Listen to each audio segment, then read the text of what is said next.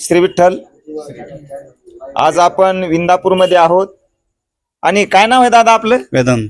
आणि मुलाचं नाव काय? वेदांत. वेदांत. आपलं काय नाव आहे? चंद्रकांत. चंद्रकांत. आमचे पोपट महाराजाचे दिंडी आहे आणि दिंडीचा मुक्कामित आहे बघा. आज एक भाग्याचा उदय आहे बाळ. तुझा आज बर्थडे आहे ना? हा. काय नाव आहे तुझं? वेदांत. वेदांत. आणि भाग्याचे नि भडशे उद्योगाचे निमिषे माऊली म्हणतात, किंवा बाळ जो जो बळिया वाढे तो तो भोजन आचती कोडे, आयशा फुलेनी कोडे देव बोले. नाही का? आज तुझा बर्थडे आहे आणि एवढी मोठे वारकरी तुझ्या बर्थडेला आलेत, नाही का?